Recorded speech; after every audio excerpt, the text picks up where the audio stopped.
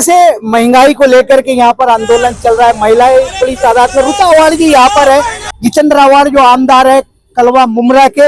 रुता जी का आना महिलाओं में एक तरह की एनर्जी पैदा करता है। रुता जी की पहचान संघर्ष है, हमारे भाई बता रहे हैं, लेकिन ये जो संघर्ष महंगाई को लेकर के रुता जी चल रहा है, क्या लगता है कि केंद्र में और राज्य के अंदर जो सरकारें हैं, क्या लगता है ये संघर्ष की आवाज उन तक पहुंचेगी क्या?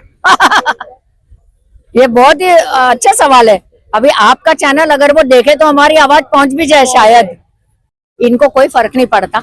देखिए, आंदोलन करना हर एक डेमोक्रेसी के जिंदा रहने का वो एक साइन है, और आंदोलन ये सिंबॉलिक होता है। अभी यहाँ पर जो भी मुमरा की आबादी है, उसमें से कुछ थोड़े लोग यहाँ आए, लेकिन ये जो लोग हैं हम सबके लिए बोल रहे हैं, क्योंकि ये जो महंगाई का मुद्दा है वो पॉलिटिकल नहीं है, तो वो हमारे पूरे जनमानस को आज सताने वाला मुद्दा है। और मेरे ख्याल से महंगाई कम होगी या नहीं मुझे मालूम नहीं, पर होनी चाहिए, क्योंकि क्रूड ऑयल इतना महंगा तो है नहीं। ये लोग आराम से अगर सब्सिडी बरकरार रखे ऑयल कंपनीज, तो ये लोग कम से कम पेट्रोल डीजल की महंगाई कम कर सकते हैं। अभी पहले पेट्रोल डीजल बहुत सारे लोग यूज करते थे, अभी तो लोग सीएनजी पे आ गए बहुत से ट्रांसपोर्ट्स, लेकिन इन लोग ने सीएनजी महंगा कर दिया। पहले हम पाइप गैस वाले थोड़े खुश हो रहे थे, अभी इन लोग ने पाइप गैस भी महंगा कर दिया। सो इन जनरल इनको सिर्फ पैसा जमा करना है, और बाद में वो कहाँ यूज होता है इलेक्शन के वक्त पता है आपको। रुता जी, आपने एक बड़ा एलिगेशन लगा दिया कि पैसा कहाँ यूज होता है इलेक्शन के दौर में, लेकिन नेता तो सारे इलेक्शन उन्हीं पैसों से लड़ते हैं। क्या ये एलिगेशन आप पे लागू नहीं होता है क्या? हाँ, हो सकता है, लेकिन महंगाई हम नहीं बढ़ाते। हम महंगाई नहीं बढ़ाते हैं, और अगर हम हिसाब भी देते हैं पैसे का, हम लोग के हमारे महाराष्ट्र से सबसे ज्यादा जीएसटी जमा होता है। अभी आज उनकी सरकार है तो ठीक है, पहले आपको पता है जीएसटी का जो रिटर्न है वो भी हमको कितने साल, जब उनकी सरकार नहीं थी, जब बगैर बीजेपी गवर्नमेंट थी, तो हमको उन्होंने जीएसटी के रिटर्न्स भी नहीं दिए। ये जिस तरीके का भेदभाव उन लोग करते हैं वो नहीं करना चाहिए।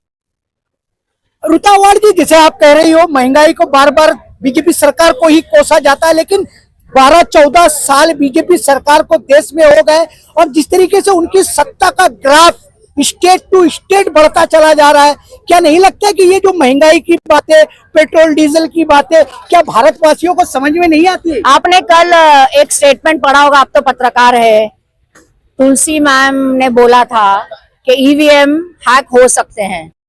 आपको आपका जवाब मिला होगा। ईवीएम को लेकर के रुता जी, मैं आपसे एक सवाल ये जान लेता हूँ कि अब बार बार हम ये एलिगेशन करते कि ईवीएम हैक हो सकता है, ईवीएम के चिप्स बदले जा सकते हैं। क्या नहीं लगता कि कांग्रेस के बड़े बड़े दिग्गज नेता हो या राष्ट्रवादी के नेता हो या एनीवे नेता हो, ये सारे नेता ईवीएम के सामने फेलियर दिखाई देते हैं?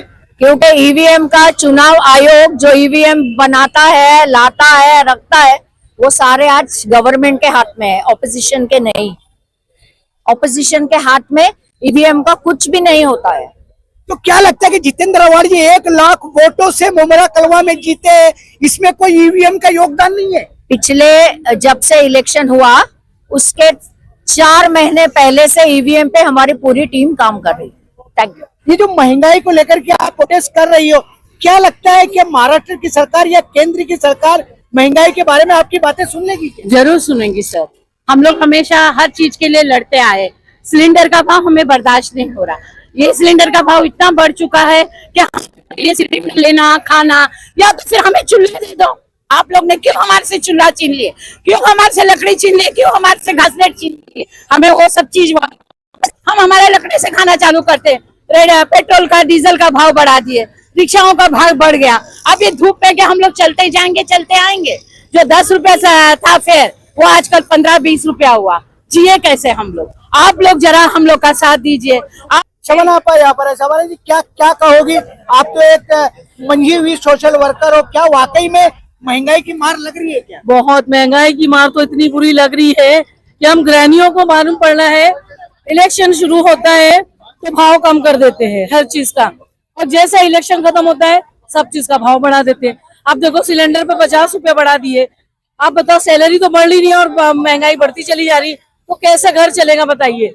जिसके घर में जो भाड़े पे रहता है, जो नौकरी करता है, कैसे अपना घर का खर्चा पूरा करेगा? तो सरकार से हमारी मांग है कि गैस सिलेंडर का पैसा कम करिए। आवाम बहुत परेशान है और अगर नहीं कम करेंगे तो पूरी आवाम सड़क पर उतर के आ जाए।